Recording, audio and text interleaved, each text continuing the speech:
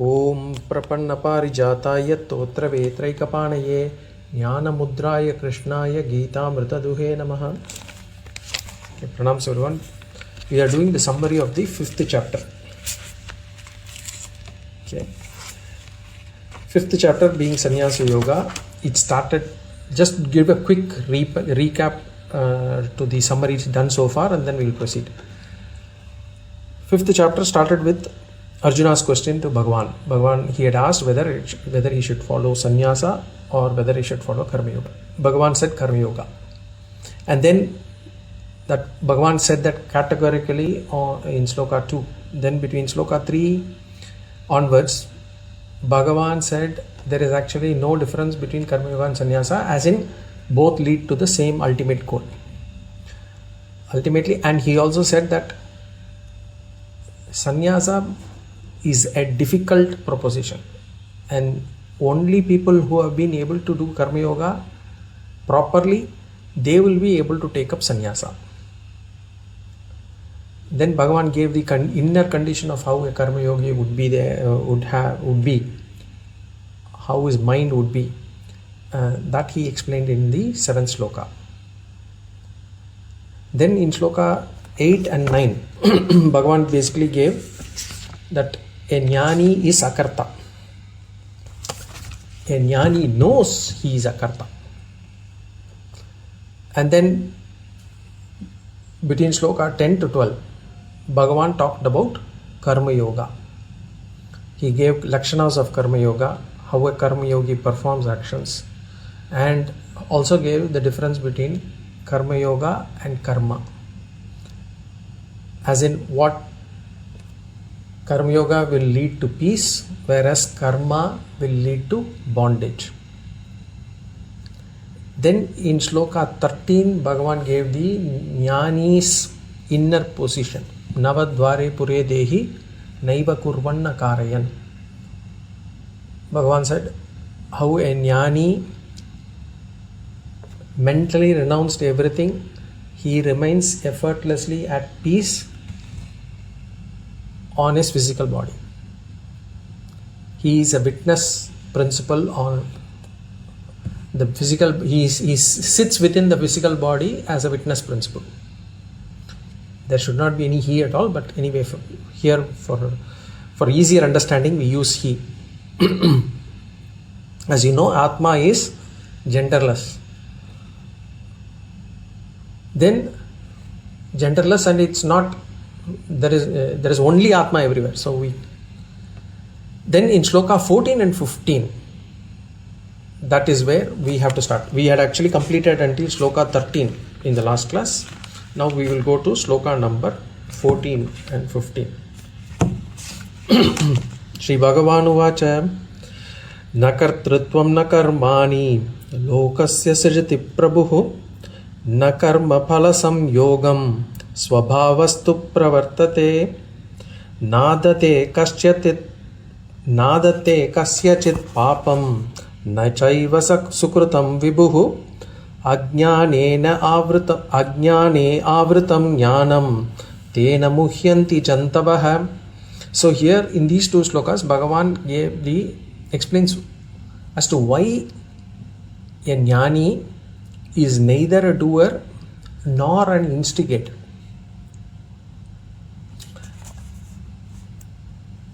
So when we understand how we have to understand this is, it is not that the Jñānī has done certain sadhanas to make himself an akarta.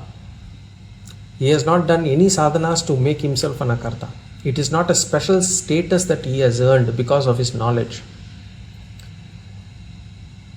It is simply because akarta is the nature of Atma, and the Jñānī has owned himself to the Atma, and therefore the Jñānī is akarta. And here Bhagavan says na kartrutvam na karmani lokasya srijati prabhu. So the Atma does not create any doership or actions for anyone. And na karma phala samyogam. Na karma phala samyoga means it does not connect anyone with the results of the actions. The Atma does not connect anyone with the results of actions.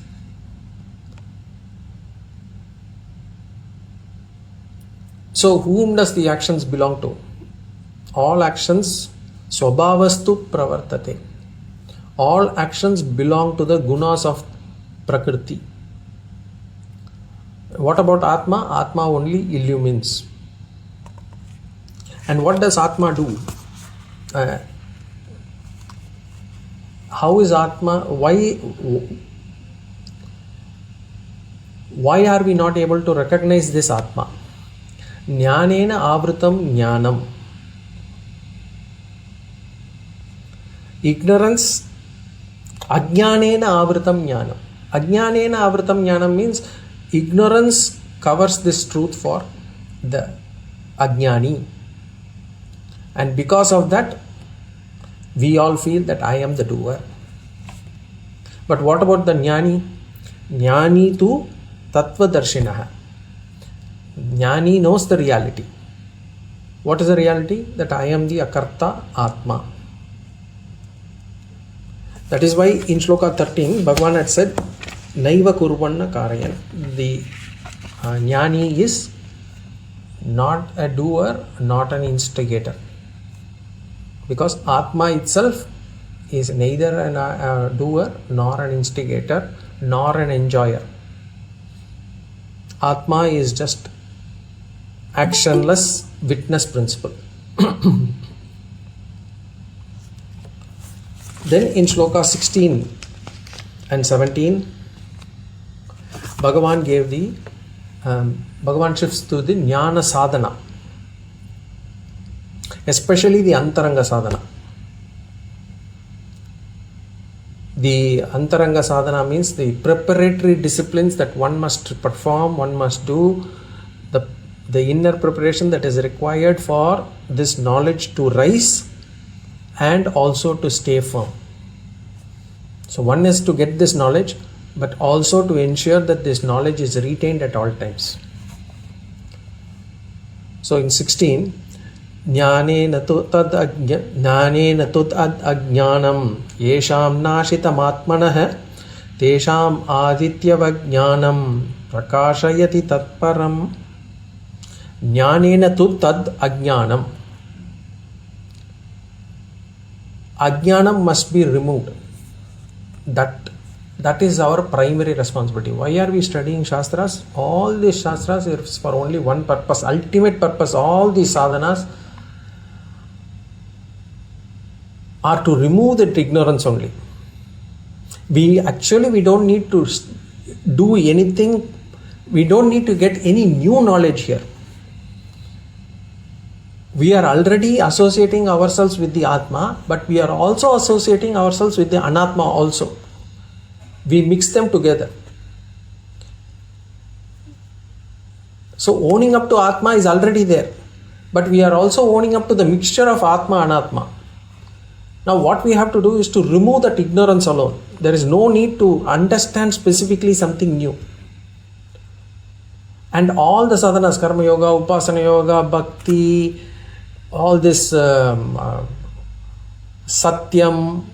abhayam, amanitvam, adambitvam, all these values that Shastra say are all for only one purpose. That purpose is to remove that ignorance. And unless we do all those things, to remove ignorance will be extremely difficult. So ajnana must be removed. That is our primary responsibility. And ajnana can be removed only by jnana. Jnānena tu tad ajnānam. Yesham nashitam atmanaḥ. Nothing else can destroy ignorance. And when ajnana is removed, what happens to the knowledge? Knowledge shines by itself. Knowledge is immediately visible. Just like sunlight immediately dispels darkness. The moment knowledge shines, darkness is removed. And like the sun, the jnana it illuminates the Paramat Tattvam, Paramatma Tattvam or Param Tattvam, the highest truth. So this is the first Antaranga Sadhana that Bhagavan points to, and that basically is he wants us to remain committed to remove ignorance through proper knowledge. So we have to know what we are ignorant about, and that can be only given through Shastras. So we have to understand what our ignorance is, and that knowledge is required. Then in Sloka 17, Tad-buddhayaḥ Tan-niṣṭhāḥ Tat-parāyaṇāḥ Gacchantya Apunarāvṛttim Jnāna Kalmashaha.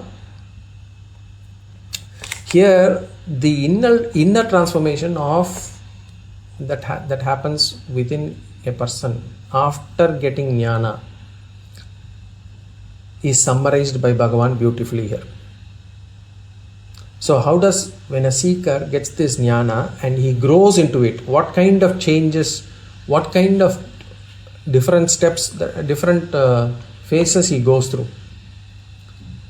We saw that as paripaka, the ripening, the step by step of how the knowledge first where it goes into, then from there where it goes to, and ultimately where it leads to. The final step is, or the final outcome is, total liberation. Tad-buddhayaḥ. We saw Tad-buddhayaḥ is, first and foremost, the buddhi has to grasp this concept of Brahman correctly. So first is buddhi. The intellect must first be aligned to the truth. Then once the intellect has got knowledge, doubtless knowledge, then Tad-ātmānaḥ. Here Ātmanaḥ means the mind. So then the mind must also rest on the same understanding. We should not let the mind run its own. Okay, I know that I am Brahman, but my mind says that I am actually the body and I want to do whatever the body says so, or the mind itself says I am the self. So we should not let the mind go on its way. The mind should also have the same understanding. The mind should follow where the intellect points. Then Tan-niṣṭhāḥ. So this is the change that the Jñānī goes through. First is intellect rests or grasps the concept of Brahman. Then the mind also has the same understanding. Then Tan-niṣṭhāḥ. So even after becoming a Jñānī, or even after gaining this knowledge, the world is going to be the same. We are going to follow the same. The person is going to have the same problems around them. So different kinds of situations are going to come for that person also. At that point of time, there has to be Tan-niṣṭhāḥ, steady and unmoved. That clarity should not shake. So for a Jñānī, that happens. Tan-niṣṭhāḥ. He is steady. He is completely assimilated. He doesn't have any doubt, nor does he actually let go of this knowledge and go back to anatma abhimana.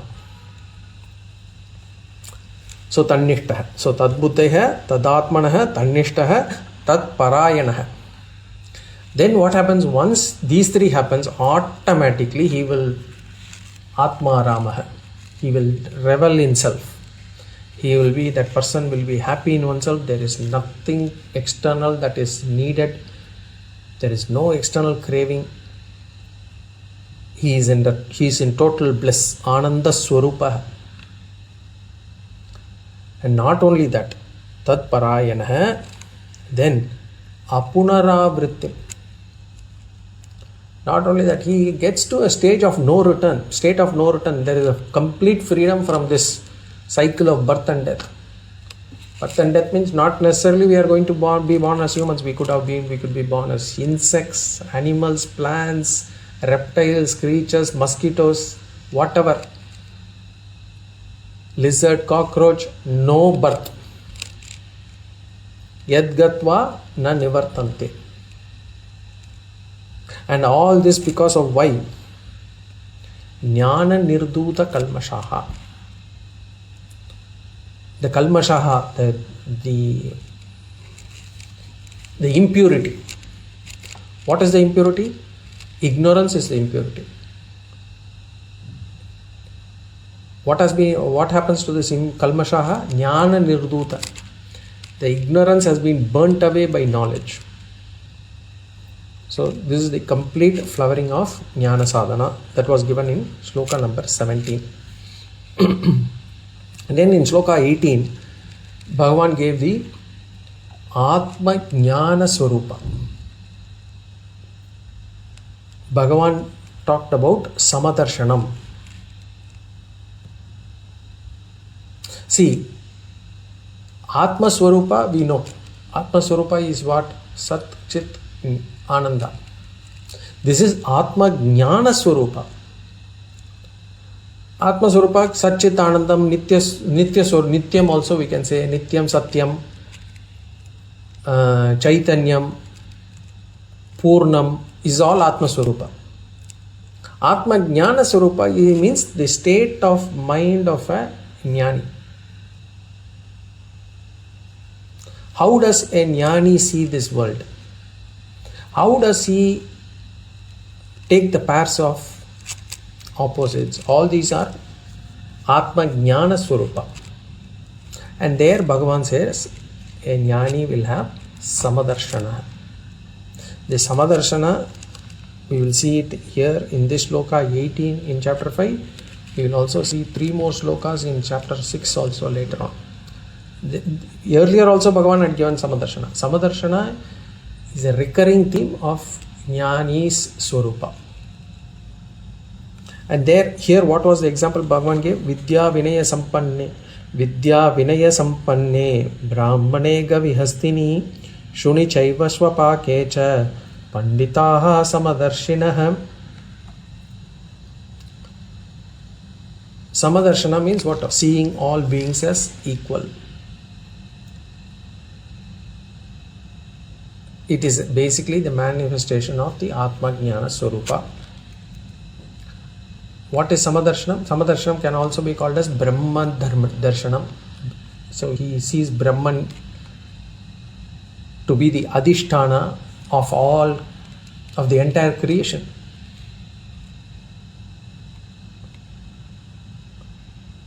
So a Jñāni, because of his knowledge or through his knowledge, he is able to perceive this Brahman, which is non-dual. There is no duality there. He is able to perceive. He is not able to physically see. Nobody will see physically the Brahman. He is able to perceive this as the substratum of the entire creation. What is the closest analogy that we can give when we are actually looking at necklace, rings, bangles, and various ornaments? We are seeing the design, but there is also another perception that the shopkeeper will have, which is the gold darshana. He will not be looking at the name and form. He will be able to perceive the gold. In the same way, that is the closest knowledge. Or we have clay and various types of things. Or we have a wood, which is, we have during Navaratri we will have this golu, and with the same clay or material there are so many objects that are made. Ultimately everything is clay. The looks, color, forms may be different. So a Jnāni perceives this non-dual Brahman as the Adhisthana of this universe. And in other words, he sees everything as equanimity. He recognizes Brahman as the foundation. The world is full of differences. Apparent differences are there everywhere. There is taratamyam. but the Jnānī is able to perceive the non-dual Brahman. That was in Sloka 18. Then in Sloka 19, Bhagavan gave the introduction to Jñāna Phalam. In fact, 19 and then 24 to 26 also, Bhagavan gave the Jñāna Phalam. 19, Ihaiva tairjita sargaha yesham samye sthitam manah nirdosham hi samam brahma tasmat brahmani te sthitaha. Bhagavan said, those whose mind is steady in equanimity and who have conquered the impulses of the world here itself. Ihaiva tairjita sargaha.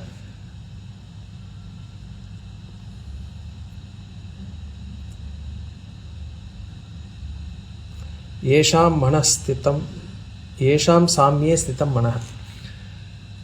Their mind is free from duality. They are established in sameness. The mind is pure, the mind is faultless, as in it is established in sameness. For them, they attain both Jivan Mukti as well as Videha Mukti. Jivan Mukti means liberation even when alive. Videha Mukti means liberation after death.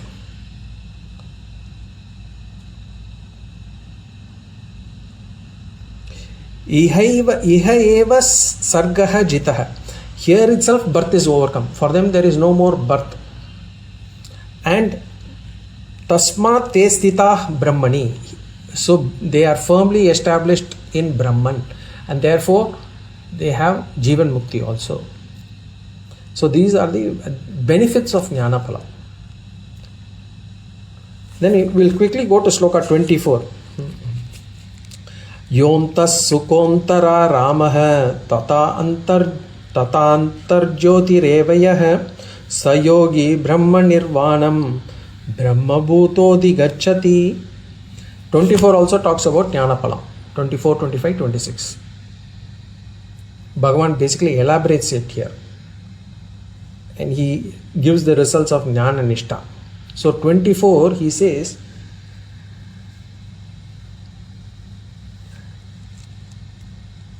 Sukha antar aramah antar sukha antar jyotihi.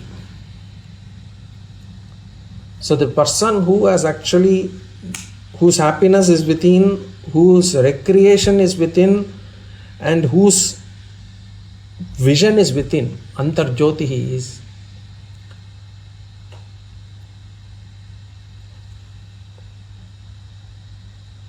So for him, he attains oneness with Brahman. Brahma nirvanam adhigacchati.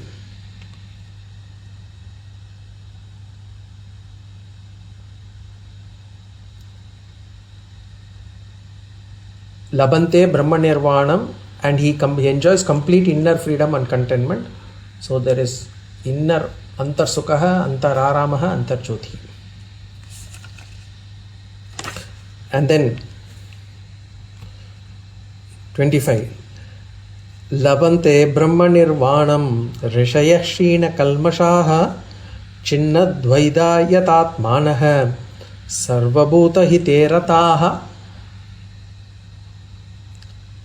So this person who has attained the steady jnana, what has he been able to do? He has removed all sins and impurities. Shina kalmashaha. Rishayah Shina kalmashaha. Shina kalmashaha means he has removed all the impurities. And he has become a Rishayah. Rishaya means he has become a Rishi. Who is a Rishi? Who is able to see the ultimate truth. And Chinnadvaida. Chinnadvaida means he has dispelled all doubts. So he is basically, through Mananam, he has been able to remove all doubts. So Kshina Kalmasha is basically Karma Yoga. He has done his karma yoga, and therefore he has been able to remove all the impurities in the mind. And then he has become Rishaya. By Rishaya means he has done Shravanam properly and he is able to get this knowledge. And then Chinnadvaidaha means he has done Mananam. Because of Mananam, because of reflection, because of clarity, he has got a clarity in doubts, clarity and dispelling all doubts. So Chinnadvaidaha. Then finally, Ātma-Ātmānaḥ. He is self-disciplined. And Yatatma, not just Ātma-Ātmānaḥ, Sarvabhuta Hitairataha. Sarvabhuta Hitairataha means he is devoted to the welfare of all beings. Basically the final stage. Through Nididhyasana. Yatatmanaha means Nididhyasana. By Nididhyasana he has become self-restrained and he is interested in the welfare of all beings. For them what happens? Labante Brahma Nirvanam. He attains oneness with Brahman. This Brahma Nirvanam is repeating in 24, 25, 26. Now 26. Kama Krodha Viyuktanam Yatinam Yatachetasam Abhito Brahma Nirvanam Vartate Viditatmanam. Again, the final stage of Jnana Nisṭhāḥ is what? There we saw free from impurities. What kind of impurities? Kama Krodha Viyuktanam. Desire and anger are completely removed.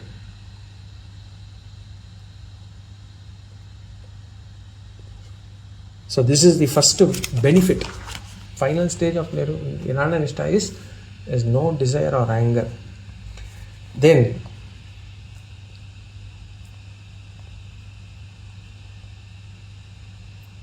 Yatachetasam. Yatinam Yatachetasam. Mind and intellect are fully disciplined. So again, Kama Krodha Viyuktanam, you can say it's because of Karma Yoga, we are able to remove everything. And then mind and intellect are fully disciplined because of Upasana Yoga. Then the third is Viditatmana. Viditatmana means he is having known the self. So he has known the self through Shravanam and through Shravana Manana Nididhyasana, and therefore he enjoys Brahma Nirvanam. Abhito Brahma Nirvana. Abhito Brahma Nirvanam means what? He has been able to attain Brahman both before and after death. So both Jivan Mukti as well as Videha Mukti. So these 24, 25, 26 basically talked about Jñāna Phalam. Okay, we moved to this 24, 25, 26 after 19. So 19, 24, 25, 26 talks about Jñāna Phalam. Then we will go to sloka number 20 again. Na prahishyet priyam prapya nodvijet prapya chapriyam stira buddhir sammudah brahmavid brahmanistitah. Na prahishyet priyam prapya nodvijet prapya cha apriyam. So na prahishyet priyam prapya means what? Jnani is not elated, he is not excited whenever he encounters what is pleasant or what he likes. There is no like or dislike, but even if something is pleasant that comes in, he doesn't get excited, he doesn't get elated. Similarly, when something unpleasant comes, cha apriyam, nodvijet prapya, he is not depressed, he is not unhappy, he is not dejected when faced with what is unpleasant. In other words, the Jnāni mind is a steady mind. It is unaffected by pleasure or pain. See, all the Jnāni Lakṣaṇas are our sadhanas. It is so we'll have to reach the stage from both ends. One is by actually doing the sadhanas, which is like Karma Yoga, Upasana Yoga, Jnana Yoga, trying to reach the stage of being equanimous, being calm and all those things. The other side also we will have to move ourselves, in the sense, in terms of able to build titiksha, be able to remain calm when we are faced with the pairs of opposites, be calm, not getting excited with something that has been pleasant, not getting depressed when we face something unpleasant. So we will have to do both ways.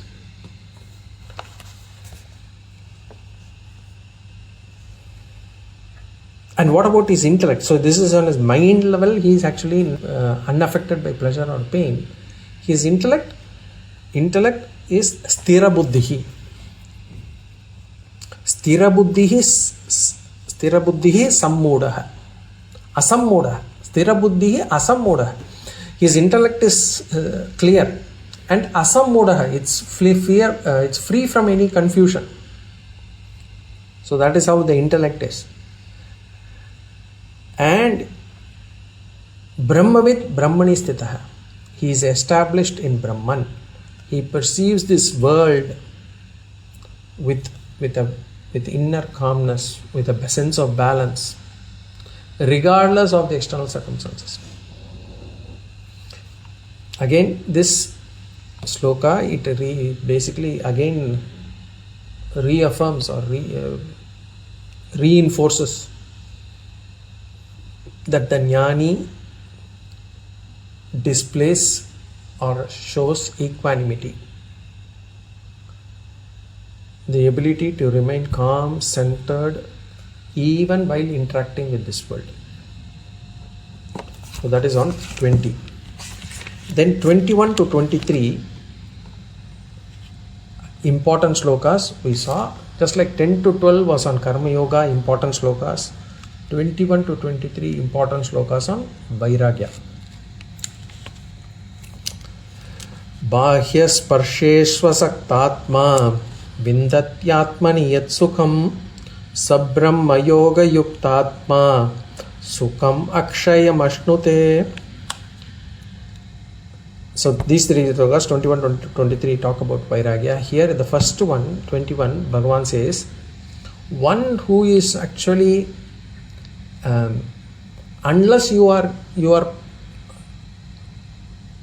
unless you take away your mind from external sensory objects for pleasure, one will not be able to enjoy inner happiness. Bahya sparshes asaktātmā vindatyātmani yat sukham.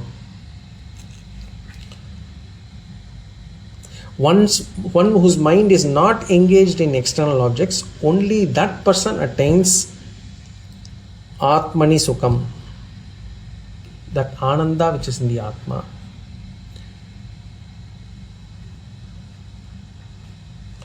Bhagavan makes it clear that you can't have both. Brahma Yoga Yuktātma. That person is fully anchored in Brahman at any stage. Where whatever he is doing is back of the mind is always anchored in Brahman.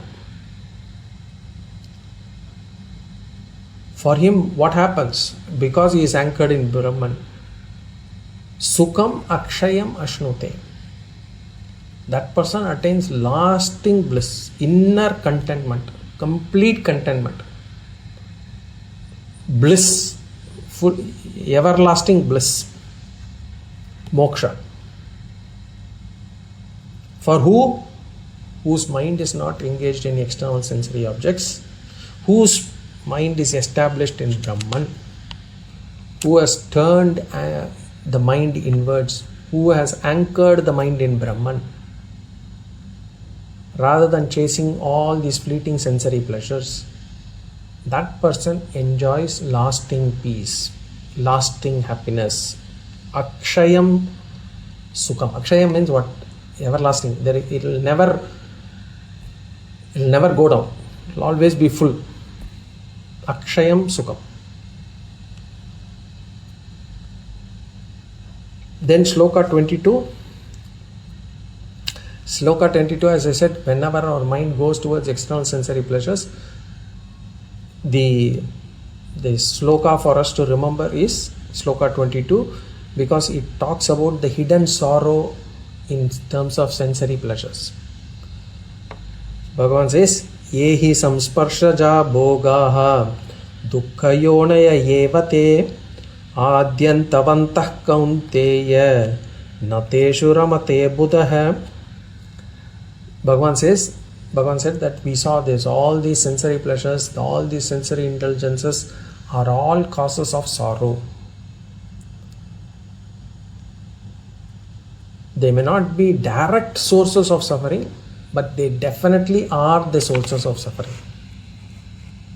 Because they may seem enjoyable at the moment, but even as we enjoy, they are planting the seeds for future unhappiness. We saw that, how these things bring us sorrow. One, we saw whenever there is a steep fall after enjoyment, the more we enjoy, the higher the indulgence, the deeper the sorrow it can end up with. Secondly, all these external pleasures, they actually enslave us. The first time it is luxury. The more and more we enjoy luxury, the sooner it becomes our needs. Then also we saw that these sensory pleasures, they create a fear. Why are we always looking to earn more and more money? Because the fear we will not be able to keep up to this lifestyle. The fear of losing this lifestyle is what makes us go after money again and again. So the fear of losing is always high, and that disturbs our peace. And also the weakening of sense organs. The more we enjoy using a particular sense organ, that sense organ over a period, overindulgence drains that vitality of that organ. Jarayanti tejaha. This is Kathopanishad. Nachiketa Niyamadharma, this is quoted. Then, not only that, in spite of enjoyment, in spite of enjoying this again and again, the same pleasure, there is always this craving of having more, having the need to have more. This craving is there. There is a incompleteness. It has never completely satisfied us. It always leaves an underlying craving for more. So these are the reasons why we fall under sorrow with all these sensory objects. Yehi samsparshaja bhogaha dukkayonaya evate adyantavantah kaunteya nateshu ramate buddhayaḥ. Then in Sloka 23, Bhagavan talked about managing the impulses of desire and anger. For Ajñānis, first thing we have to do is we cannot completely remove a desire and anger. Complete removal of desire and anger is possible only through Jnana. But until the time, we should be able to control or manage the impulses that come out of in our mind, the pulls that we face, the pressure that the mind faces due to desire and anger. And Bhagavan says, control that before you complete this life. You take this as your sadhana for this life and do it before the fall of this body. Shaknoti haiva yasodum praksharira vimokshanat kama krododbhavam vegam sayuktasya sukhi naraha. Shaknoti ihaiva yasodum praksharira vimokshanat. Praksharira vimokshanat. In this very life, before leaving this body, what you should do? Shaknoti iha eva yasodam. One who can endure the impulses. Impulses of what? Kama krododbhavam vegam. the rush that is born out of kama krodha, the rush that is born out of desire and anger. Sayuktaha. Sayuktaha means who is disciplined. That person is disciplined. Who is disciplined? Who is able to endure the impulses arising in this mind. What sort of impulses? The rush that is born out of kama krodha. Such person is disciplined. Such a person is disciplined. Not only he is disciplined, and when he has to do it, prak sharira vimokshanat, before the fall of this body. What will you gain out of this? Sa sukhi naraha. He attains true happiness. Only that person will be happy. So, Bhagavan, this kama krodha has been called again and again multiple places. The importance of managing desire and anger has not been overstated at all. It has been Bhagavan keeps repeating it. Because only when we control desire and anger, we can enjoy, we can move towards jnana. Unless we are able to control this desire and anger, this jnana itself will not go in. And to remove this completely, one requires jnana. But to gain jnana, one must have been able to control desire and anger to some extent. So that is how. For example, to be able to do punya, we need to have some punya at the start.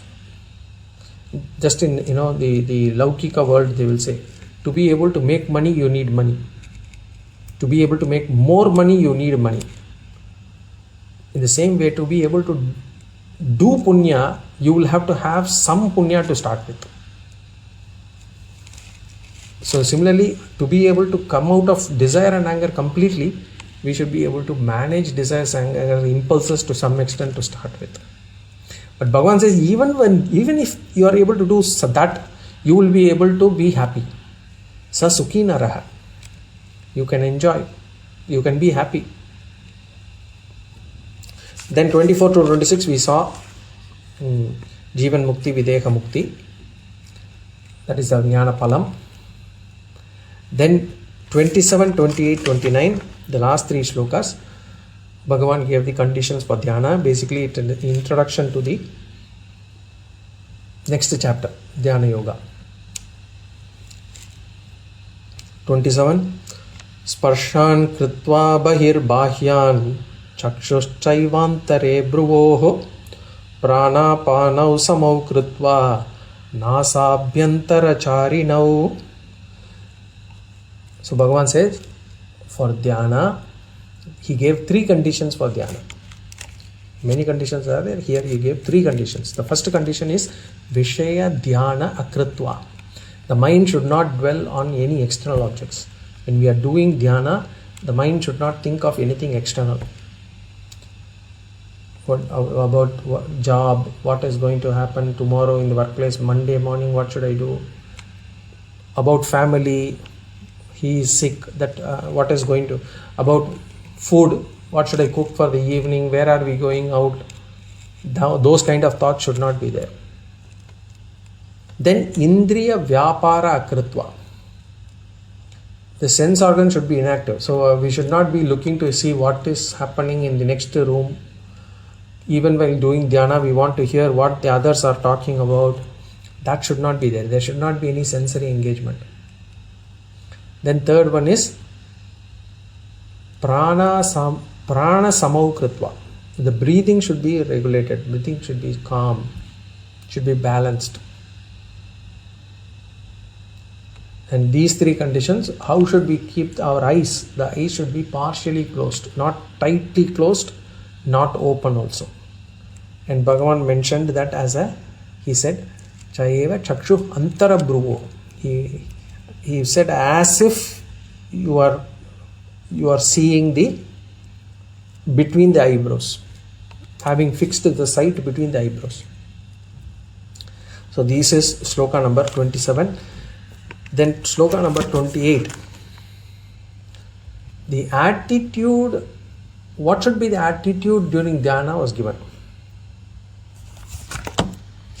Yatendriya mano buddhihi munirmoksha parāyaṇaḥ vigatecha bhaya krodhaḥ yasada mukta eva sah.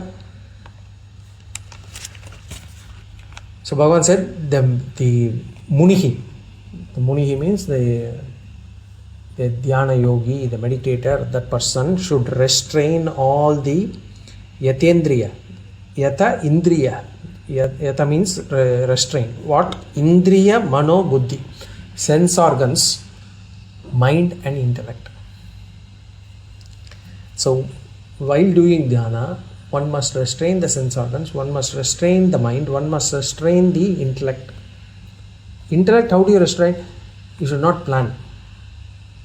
If you are planning, the intellect is working. If you are going to the past, mind is working, chittam is working, memory is working. If you are going to the future and if you are having anxiety, the mind is working. If you are planning what to be done, the intellect is working. So nothing should be working.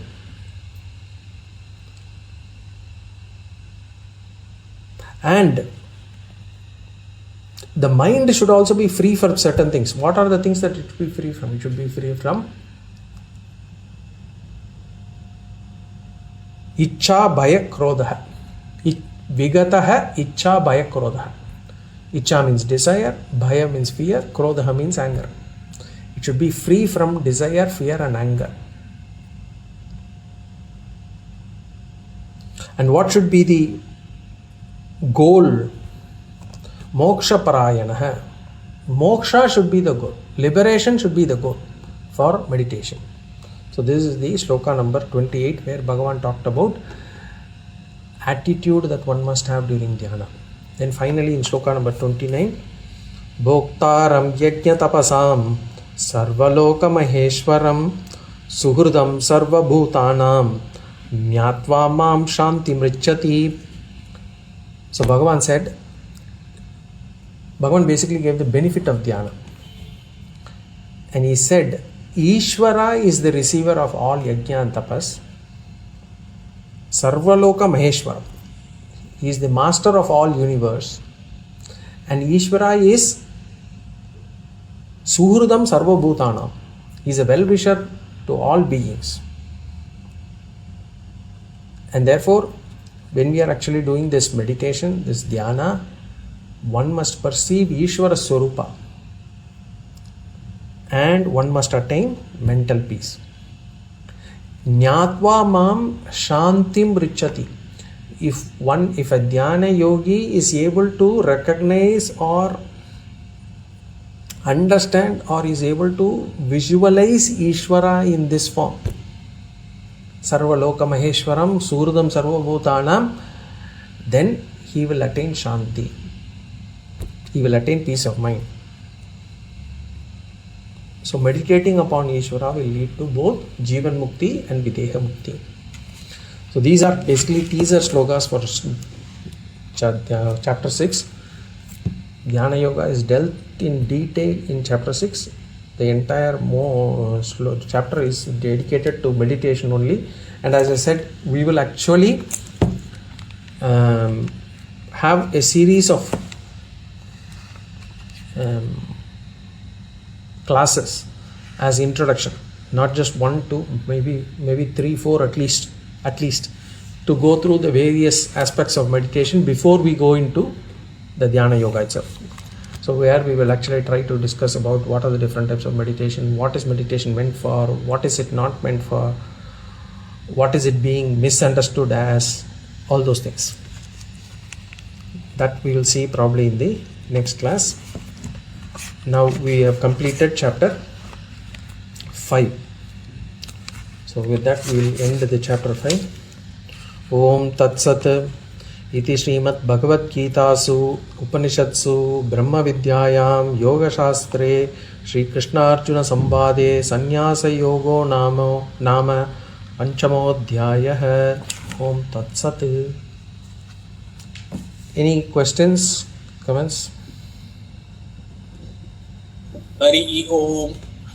Hari Om. Hari Om Guruji. Yeah, nice chapter, great in depth into how a wise person goes around and what are some of the qualities. I mean, these are all goals for us as beginner in karma yoga. So we always see with these shlokas, right, that for a jnani there is a lot of talk about peace, right? Peace, attains a lot of peace. We always see that adhigacchati, prasadam adhigacchati, right? Some of them. So in terms of karma yoga, is there any quote, if you can recollect or remember, that also talks about this kind of prasada?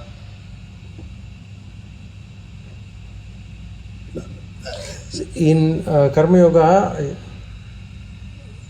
there is a shloka which is Swalpamabhyasya dharmasya trayate mahator bhayat. So bhayam is one which actually keeps the mind always anxious, right? So Bhagavan says Swalpamabhyasya dharmasya. If somebody is able to do karma yoga even a little bit, for that person the bhayam is removed. So which means the mind becomes automatically calm. And there is also slokas which talk about relative calm of karma yoga. I am not able to recollect the exact sloka number and sloka details. I will get back to you next class. There are slokas which talk about having relative peace of mind by actually doing karma yoga. Karma yoga by itself will give a lot of calmness in mind. The reason is simple. The reason is simple. When do we feel anxious, or when do we have this fear, is only when we have expectations. Anxiety comes because we are worried that the outcome may not be favorable to us. Why favorable? Because our expectation is such. And in karma yoga, if we are able to take everything as Ishvara Prasada, there is no question of feeling happy or dejected over the outcome. Everything is a Prasada. And therefore the mind automatically becomes calm. And as we do only our duties, the more we are able to do our duties, the less we are able to actually fulfill our desires, so to speak. So our desires automatically keep coming down. Only where there is a desire, there is a question of actually any dejection or elation. If our desire gets fulfilled, there is an elation, there is an excitement that happens in the mind. Only when there is a desire, and if the desire does not get fulfilled, there is a dejection, and therefore there is a depression, and then there is always the mind goes down. So that chanchalam is removed as we actually reduce the desires. The more we are able to reduce our desires, the more we are able to become calm. Another way of putting it is, if you are looking at happiness, if happiness has to be given a formula, then the formula would be looking like happiness is equal to number of desires fulfilled divided by total number of desires. If I am able to fulfill as many desires as possible that I have, then my happiness increases. So the two ways of doing it. One way is to actually be able to fulfill most of our desires, but that is always going to be tough, because fulfilling desires is not only in our hands. There are so many other factors that come in our way. So that is going to be a little difficult. The other way is to reduce the denominator. If we are able to reduce the total number of desires that we have in our mind, then obviously we will be more happy. Thank you, Guruji. So, as a next step, right, this introduction like a preface to the Dhyana Yoga, how should we see that? Is it like for a person to remain established in the Jnana-niṣṭhāḥ aspect of this whole spiritual evolution, should we see this as an enabler to that, or is it open to, mumukshus who are essentially at the, starting with karma yoga and those? Good point. Those Actually, we will discuss this. What is meditation used for, or what is the purpose of meditation? We will discuss this in detail. To give a short answer, yes, it is for both, but we will see that in detail in the next coming classes. Okay, yeah, that's it from me. Any other points? Questions, comments?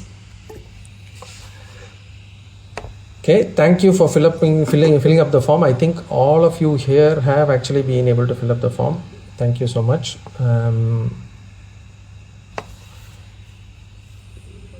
We will. I'll give some more information in the WhatsApp group later on. Based on that, we will take it forward. For now, we'll close this class now. Thank you. Om Purnamada Purnamidam Purnat Purnamudachyate Purnasya Purnamadaya Purnameva Vashishyate. Om Shanti Shanti Shanti. Hari Om Shri Gurubhyo Namaha. Hari Om. Hari Om.